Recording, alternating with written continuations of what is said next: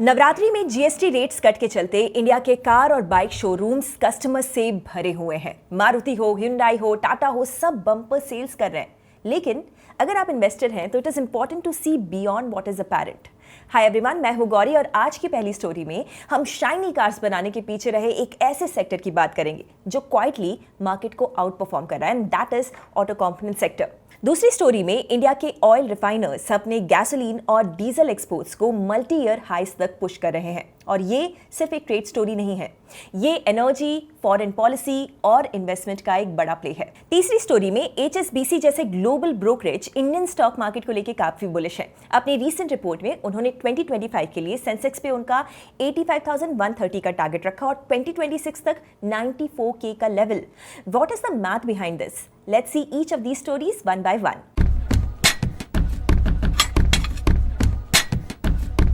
India का auto component sector 80,000 crore rupees की एक ऐसी गोल्ड माइन है जो ऑटो सेक्टर को भी रिसेंटली आउट परफॉर्म कर रहा है। लास्ट मंथ जीएसटी कट से हुए कंजम्पशन इंक्रीज की एक्सपेक्टेशन और ऑप्टिमिज्म के चलते मारुति के शेयर्स 13% ऊपर गए। आयशर मोटर्स, जो कि रॉयल एनफील्ड बनाता है, उसमें 18% का जंप था।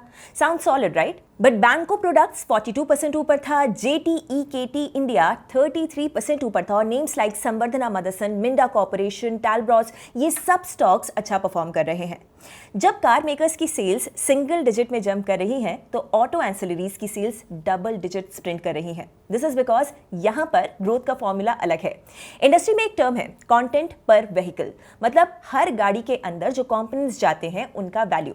पहले एक हैचबैक के हेडलाइट और टेल लाइट में छोटे से बल्ब्स होते थे, लेकिन आज एसयूवीज का जमाना है जिसमें LED headlights, ambient lighting, TFT clusters, sunroofs, सब प्रीमियम फीचर्स होते हैं। और हाँ, इनकी कॉस्ट भी नॉर्मल कंपोनेंट से 2 to 3 टाइम्स ज्यादा होती है। मतलब ऑटो मैन्युफैक्चरर्स के सेल्स के कंपैरिजन में कंपोनेंट मेकर्स का रेवेन्यू ज्यादा बढ़ता है।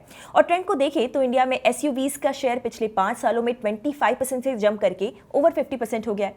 मतलब प्रीमियमाइजेशन फुल स्विंग में है, और एज अ रिजल्ट ज्यादा कंपोनेंट्स की डिमांड भी। और अब गवर्नमेंट का पॉलिसी पुश भी फेवरेबल है। जीएसटी कट के बाद कार्स अफोर्डेबल हुई, डिमांड बढ़ी और एंसिलरी मेकर्स को डायरेक्ट टेलविंड मिल गया।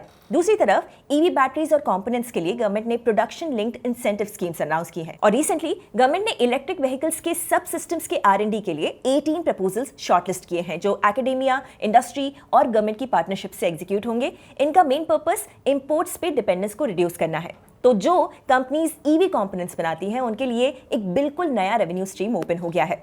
और सिर्फ इंडिया ही नहीं, ग्लोबल मार्केट भी ओपन हो रहा है। ऑटो कंपोनेंट एक्सपोर्ट्स FY30 तक 28 से 32% कैगर से ग्रो करेगा, ऐसा एक्सपेक्टेड है। एक्सपोर्ट्स में यूएस $6 to 7 बिलियन कंट्रीब्यूट करता है, और इस पे फिलहाल 25 से 50% टैरिफ लग रहे हैं। लेकिन जो auto component manufacturers value chain में ऊपर जाने पे फोकस कर रहे हैं, उनको रिप्लेस करना मुश्किल होता है, और यही इंडियन ऑटो एंसिलरी सेक्टर का फ्यूचर आउटलुक है। अगर इंडियन कंपनी सिर्फ कॉन्ट्रैक्ट मैन्युफैक्चरिंग से बढ़ के अपने यूनिक पार्ट्स को डिजाइन करना स्टार्ट करें, तो वो सिर्फ कॉस्ट पे नहीं बल्कि इनोवेशन पे कंपीट करेंगे।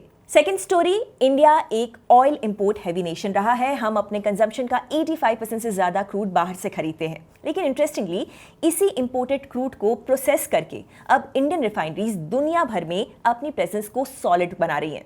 रिलायंस और एमआरपीएल जैसे जायंट्स एशिया और यूरोप दोनों को रिकॉर्ड बैरल्स एक्सपोर्ट कर रहे हैं। मतलब जो देश ऑयल के लिए बाहर पे डिपेंडेंट था, वही रिफाइनिंग के बिजनेस में अब ग्लोबल पावर हाउस बन रहा है। और इसके 2 रीजंस हैं, एक्सपैंडेड क्रूड प्रोसेसिंग कैपेसिटी और increased ethanol blending.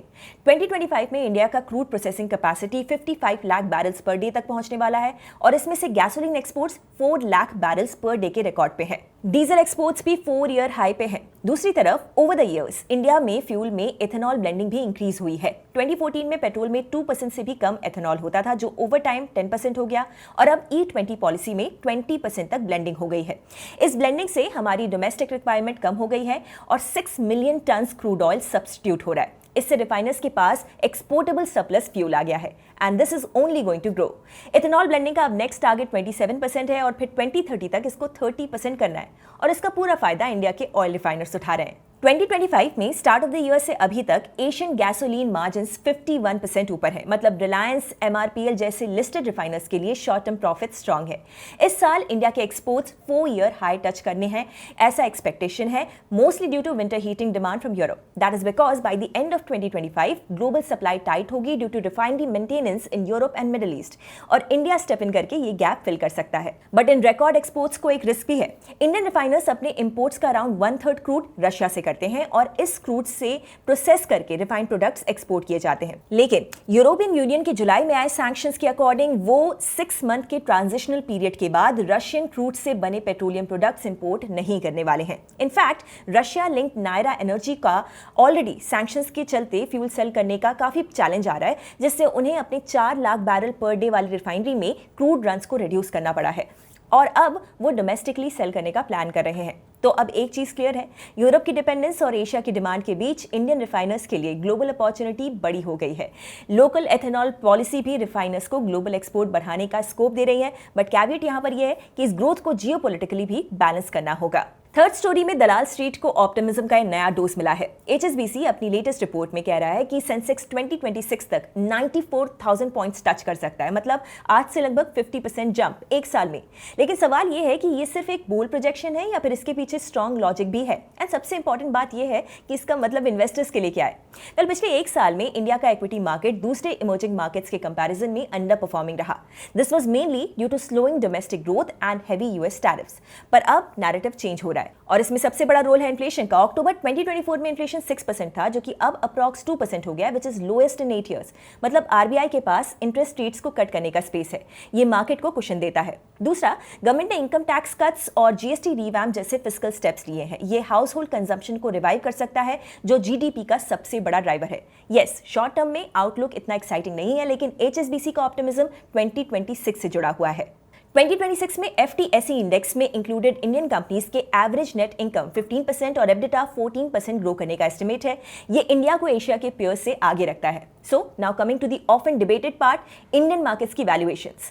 Right now India का फॉरवर्ड PE 23x है as compare to China 13x, Korea का 10x, ताइवान का 18x है। तो हाँ, इंडियन मार्केट्स प्रीमियम वैल्यूएशंस पे है, लेकिन 2022 रैली के पीक पे हमारा वैल्यूएशन प्रीमियम चाइना के 150% तक पहुंच गया था और अब वो गैप नैरो होके हिस्टोरिकल एवरेजेस के आसपास आ गया है। मतलब रिलेटिव टर्म्स में वैल्यूएशंस थोड़े से नॉर्मलाइज्ड हैं और इंडियन मार्केट्स में फॉरेन इन्वेस्टर्स की पोजीशनिंग अभी भी लाइट है। मतलब अगर FII इनफ्लोज आते हैं तो वैल्यूएशंस को री-रेट करने की कैपेसिटी है। प्लस डोमेस्टिक इन्वेस्टर्स का SIP फ्लो एक स्टेडी एंकर बन गया है। HSBC का कहना है कि 2026 तक सेंसेक्स का 94,000 का टारगेट एक लीनियर नहीं होगा, ग्रेजुअल क्लाइंब होगा, which will be shaped by easing inflation, supporting fiscal plus monetary policy और एक कंजम्पशन रीबाउंड। इसमें अर्निंग्स डाउनग्रेड होने का या कॉर्पोरेट केपेक्स डिले होने का रिस्क है, लेकिन HSBC का बिलीफ है कि ये रिस्क लार्जली प्राइस्ड इन है। सो बॉटम लाइन ये है कि शॉर्ट टर्म में मार्केट थोड़ा कॉशियस हो सकता है, लेकिन 2026 के लिए फंडामेंटल्स और पॉलिसी सपोर्ट को देखकर एक बुलिश कॉल बनता है। तो ये थी आज की 3 stories. Auto component stocks quietly rally हो रहे हैं, रिफाइनर्स रिकॉर्ड एक्सपोर्ट्स कर रहे हैं और HSBC ओवरऑल इंडियन मार्केट्स पे बुलिश है और सेंसेक्स को 94,000 का बोल्ड टारगेट दे रहा है। इंडिया की ग्रोथ स्टोरी सिर्फ एक सेक्टर तक लिमिटेड नहीं है, मल्टीपल लेयर्स पे मोमेंटम बिल्ड हो रहा है, कंजम्पशन, पॉलिसी पुश, एक्सपोर्ट्स और कैपिटल मार्केट्स। हाँ, शॉर्ट टर्म रिस्क हैं जैसे कि वैल्यूएशन स्ट्रेच्ड हैं और जियोपॉलिटिकल जो सिनेरियो है वो अनप्रेडिक्टेबल है, लेकिन बिगर पिक्चर में इंडिया का इन्वेस्टमेंट केस इंटैक्ट है। If you liked today's story, let us know your thoughts in the comments और ऐसे ही डीप मार्केट्स, सेक्टर और कंपनी एनालिसिस के लिए follow up stocks. See you in our next video. Investment in securities market are subject to market risks. Read all the related documents carefully before investing.